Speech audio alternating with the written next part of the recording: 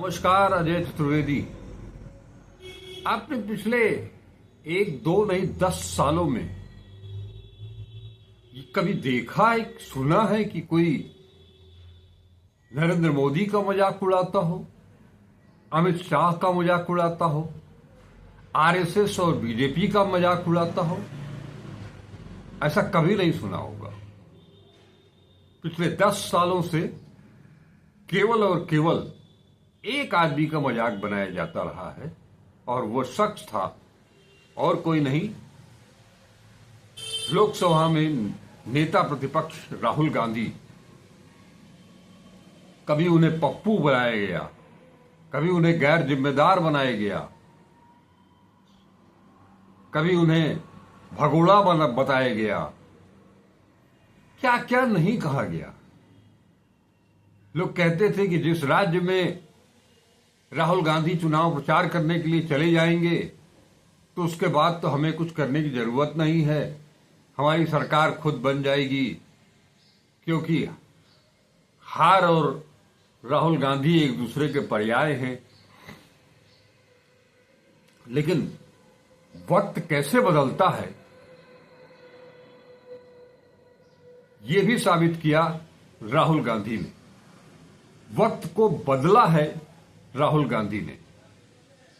इसकी शुरुआत 2022 सितंबर में हुई, जब राहुल गांधी भारत जोड़ो यात्रा पर निकले और जब उस यात्रा के दौरान, कन्याकुमारी से कश्मीर तक की यात्रा के दौरान, जिन्होंने स्लोगन दिया नफरत के बाजार में मोहब्बत की दुकान खोलनी है,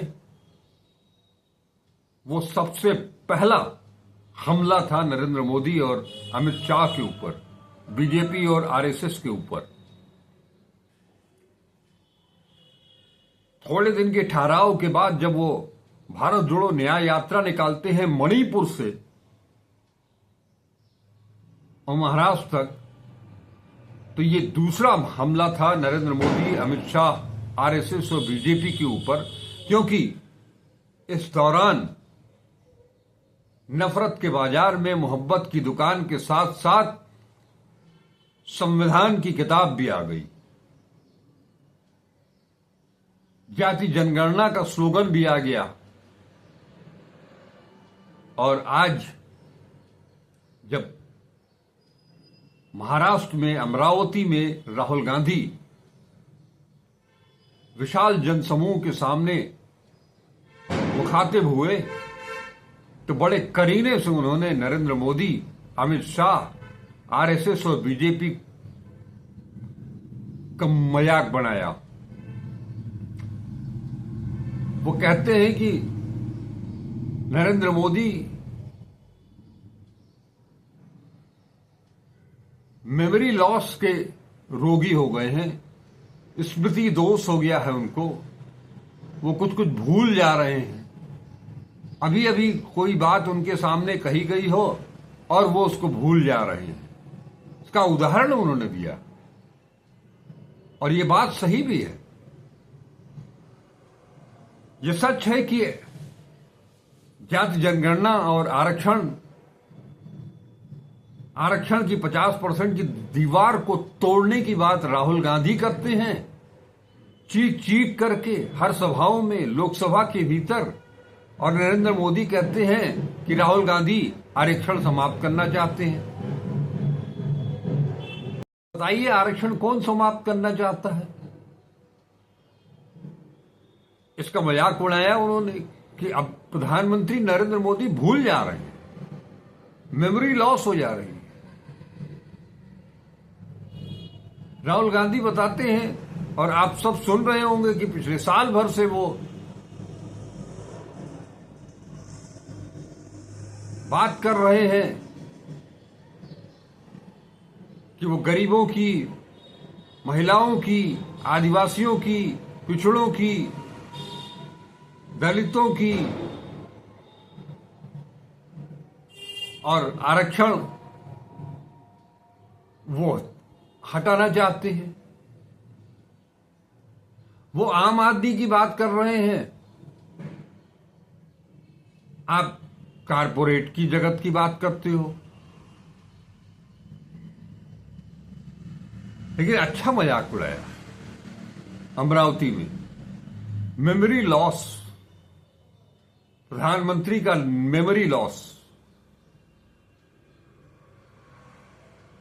संविधान की रक्षा की बात राहुल गांधी करते हैं और प्रधानमंत्री कहते हैं कि वो संविधान को मिटाना चाहते हैं। संविधान को राहुल गांधी से खतरा है। 1 लाख करोड़ की जमीन धारावी की प्रधानमंत्री और गृहमंत्री मिलकर के अपने मित्र गौतम अडानी को देना चाहते हैं और देश में बंटवारा करना चाहते हैं राहुल गांधी। जमीन छीनो आप, गरीबों के जेब से पैसा निकाल करके पूंजीपतियों तक पहुंचाओ आप, और आरोप लगा दो कि राहुल गांधी ऐसा करना चाहते हैं, देश को बांटना चाहते हैं, देश को तोड़ना चाहते हैं।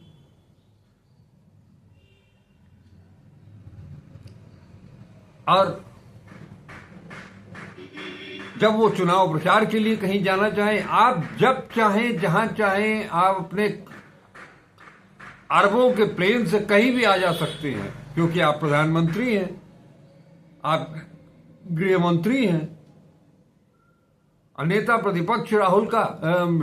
प्रतिपक्ष लोकसभा का राहुल गांधी, वो एक स्थान से दूसरी स्थान तक जाना चाहे चुनाव प्रचार के लिए तो आप उनका हेलीकॉप्टर रोकवा देंगे।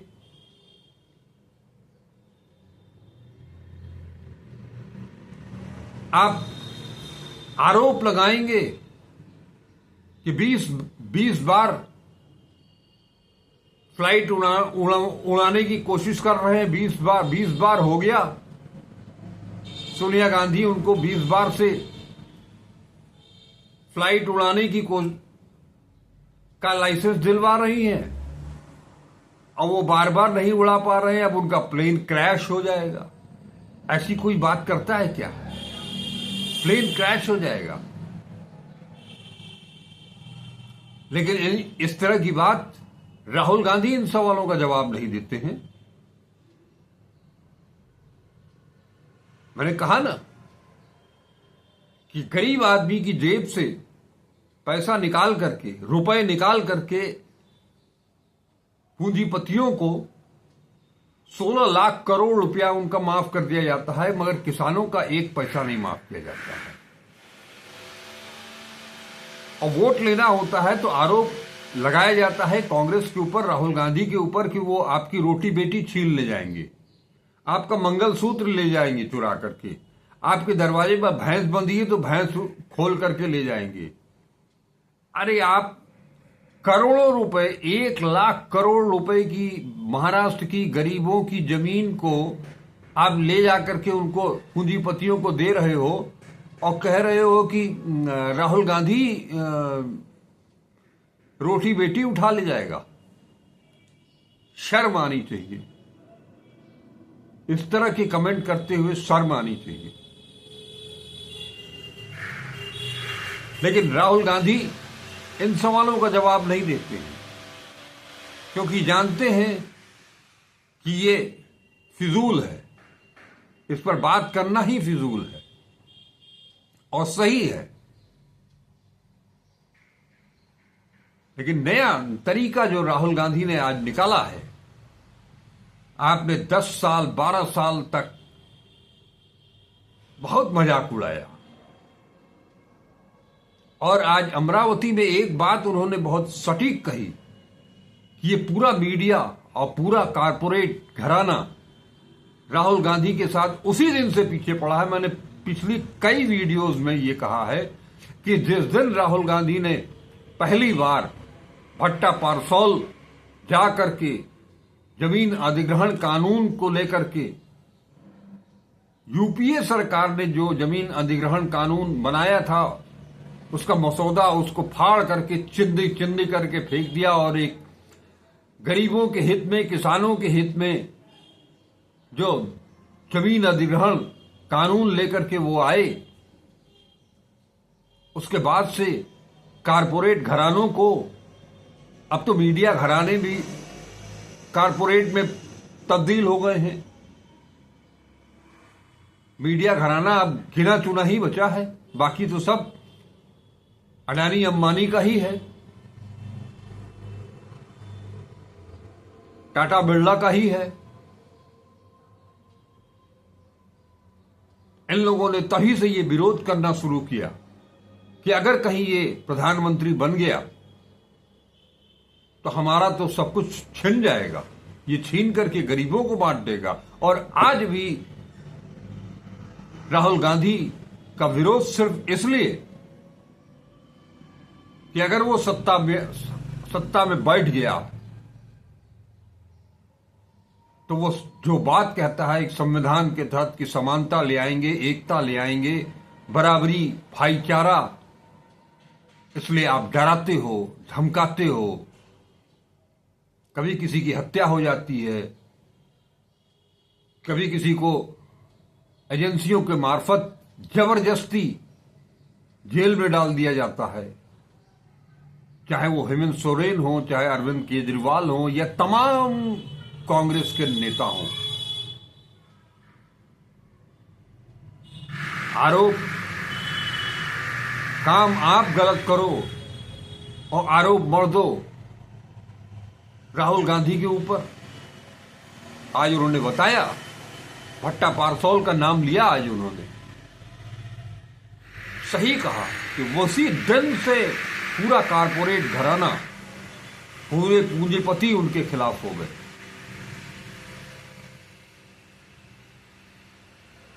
मीडिया हाउस इसलिए उनका विरोधी हो गया क्योंकि जो निचले स्तर के, जो फील्ड में दौड़ने वाले जो रिपोर्टर हैं, जो खबरों को सजाने वाले सब एडिटर हैं, उनको अच्छी सैलरी न देने पर पड़ी। मजीठिया आयोग के तहत उनको बेहतर सुविधाएं न देनी पड़े, क्योंकि वो मजीठिया आयोग लागू किया यूपीए सरकार ने, तो रिपोर्टरों को, सब एडिटरों को पैसा न देना पड़े, उनको अच्छा वेतन न देना पड़े,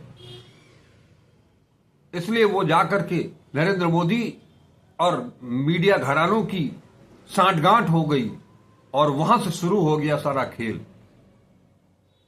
यानी पूरी तरह से आप मजदूरों को कुछ, जो भी मेहनत कश है, मेहनत कश को उसकी कीमत आप नहीं देना चाहते हो, उसको केवल शोषित बने रहने देना चाहते हो।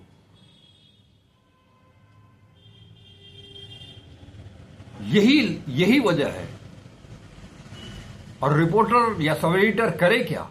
बात सही है, हम लोगों ने भुगता है, स्टोरियां रोक दी जाती हैं, आपको डांट पड़ती है, फटकार पड़ती है,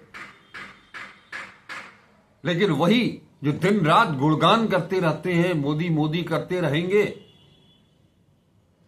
बीजेपी बीजेपी करते रहेंगे, आरएसएस आरएसएस करते रहेंगे, तो आपकी नौकरी बची रहेगी। लेकिन ऐसा कुछ करने के बाद भी आपको आपकी मेहनत का फल नहीं मिलता है। इसी बात को राहुल गांधी उठा रहे हैं, लेकिन मजबूरी है उस रिपोर्टर की, मजबूरी है उस सब एडिटर की कि चाह करके भी वो राहुल गांधी को न अखबार में छाप सकता है, न स्क्रीन पर दिखा सकता है।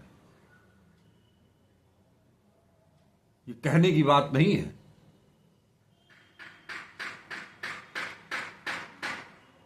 राहुल गांधी का पूरा सिस्टम जो विरोध कर रहा है सिर्फ इसलिए कि वो हर समाज के हर तबके को उसका हक दिलाना चाहते हैं। जो लोग फर्श पर बैठे हैं उन्हें भी अर्श पर जाने का सपना दिखाना चाहते हैं, उसे हकीकत में बदलना चाहते हैं।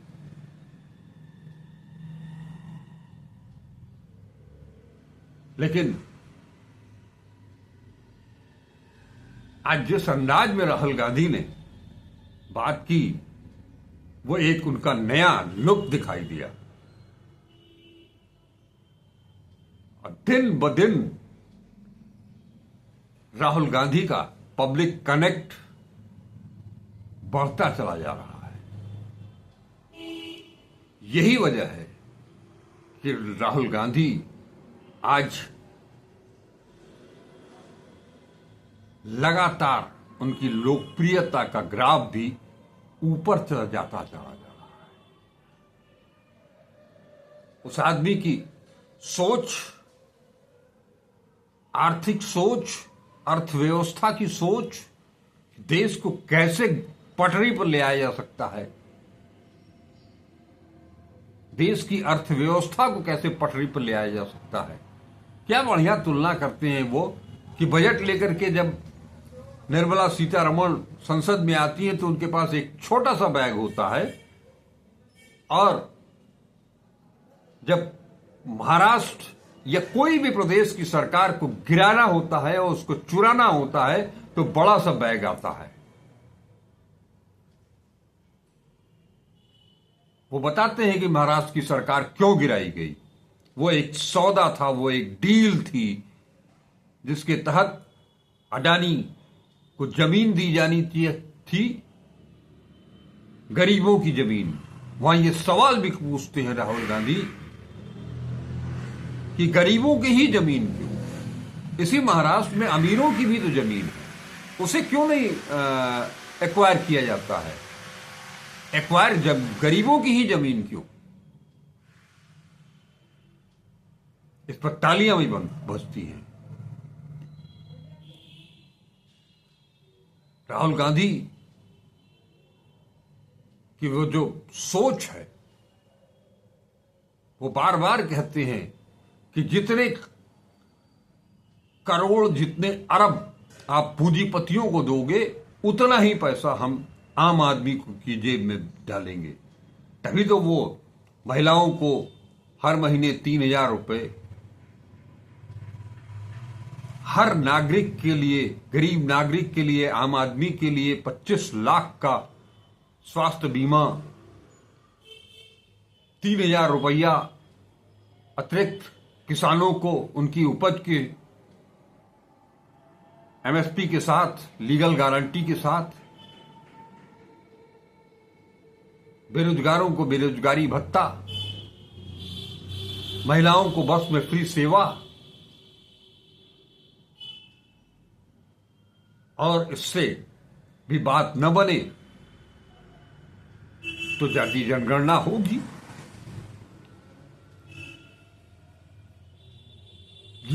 जिसकी जितनी आबादी उसकी उतनी हिस्सेदारी। इसमें गलत क्या है?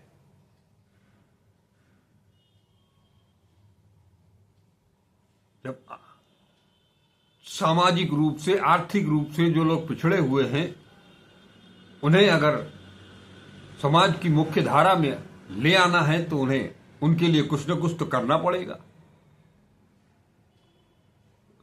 और वो आपसे छीन करके नहीं, आपको दे करके। ये बात कोरोना काल में भी राहुल गांधी बार बार कहते थे कि मजदूरों के बगल की जेब में, आम आदमी की जेब में पैसा डालना होगा। तो उस समय जानबूझ करके ऐसा नहीं किया गया, और नोटबंदी, गलत जीएसटी के चलते जो लघु और मध्यम उद्योग हैं उनको बंद किया गया, फैक्ट्रियां बंद कर दी गई। जब प्रोडक्शन ही नहीं होगा तो किसी को कोई क्या काम देगा? जब प्रोडक्शन ही नहीं होगा तो फिर रोजगार मिलेंगे कहां से? आज ये देश, इस देश में फिर से सारे प्रोडक्शन बंद हैं। आजादी के बाद चीज को बढ़ावा दिया गया था उसको वापस छीन लिया गया, जिसका नतीजा है बेरोजगारी।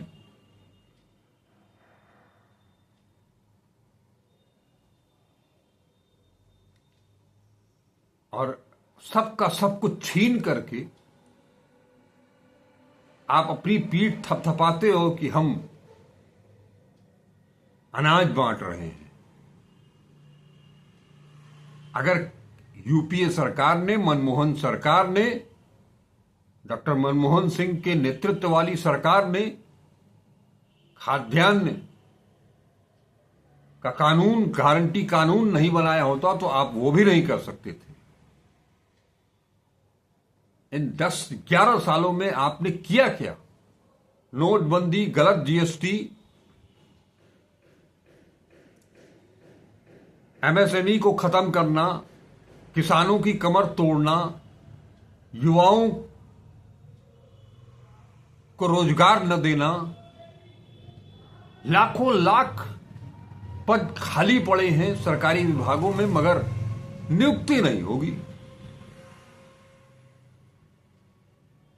क्योंकि जब नियुक्ति होगी तो संविधान के तहत दलितों को, पिछड़ों को, आदिवासियों को, अल्पसंख्यकों को आरक्षण देना पड़ेगा, लेकिन वो आप चाहते नहीं हैं। इसलिए हम नौकरी के पद ही सृजित नहीं करेंगे, उनकी वैकेंसी ही नहीं निकालेंगे। लोग चिल्लाते रहें और जो निकलेगी उसमें भी ऐसा घपला घोटाला करेंगे कि वो फिर आंदोलन हो, सड़क पर आए लड़के, युवा, उनके ऊपर लाठी चले, वाटर कैनन चले, जेल में भेजे जाएं और फिर वो परीक्षा रद्द हो जाए।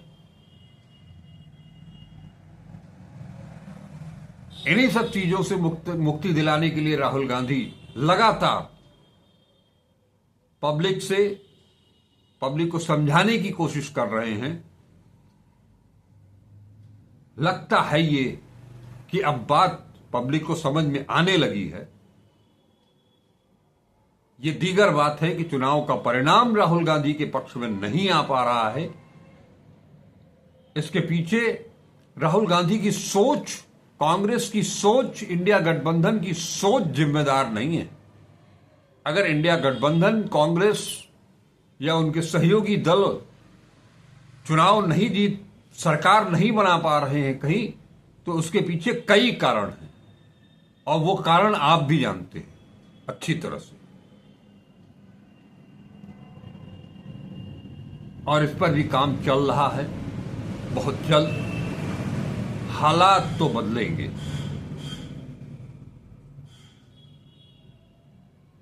हम मेमोरी लॉस की बात करते करते नरेंद्र मोदी के मेमोरी लॉस की बात करते करते वो अमेरिका के पूर्व राष्ट्रपति तक पहुंच जाते हैं। माने एक लाइन में एक तीर से कितने निशाने साधे जाते हैं। और ये सही बात है कि इस देश की जो आज की दुर्गति की जो हालत है उसके लिए और कोई नहीं, केंद्र की सत्ता है, बीजेपी है, आरएसएस है। इसमें केवल इस देश के अंदर रहने वाला ही परेशान नहीं है।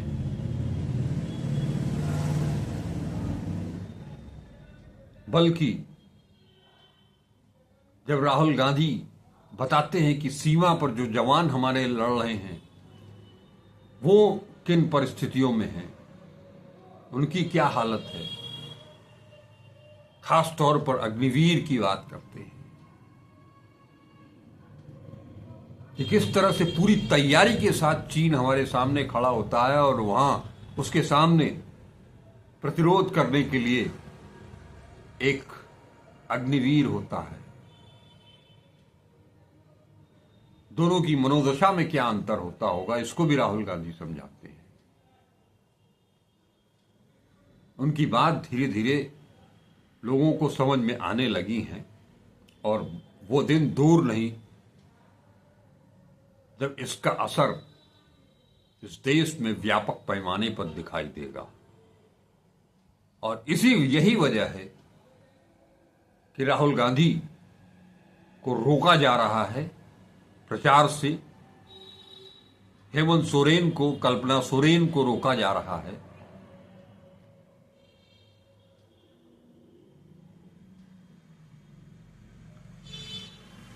एक माहौल ऐसा बनाया जा रहा है कि हिंदू अगर एक साथ नहीं जुटे तो वो कट जाएंगे। अरे कौन काटने आ रहा है? आप 80-20 की जो बात करते हो वो 20 भी हमारे हैं, 80 भी हमारे हैं, 20 भी हमारे हैं। कुल मिला करके हम एक गुलिस्ता जो हिंदुस्तान का है, जो गुलदस्ता हिंदुस्तान का है, उसको सजा करके रखिए, देखिए कितना मजा देता है। लेकिन आप तो केवल नफरत नफरत और नफरत ही फैलाते हैं, लेकिन वास्तव में नफरत की काट तो मोहब्बत ही है। और वो मोहब्बत, वो खुशबू, वो गमक लेकर के राहुल गांधी निकल पड़े हैं। और वो गमक जो है मोहब्बत की, वो नफरत की बदबू को मिटा करके ही रहेगी। नमस्कार, अजय चतुर्वेदी।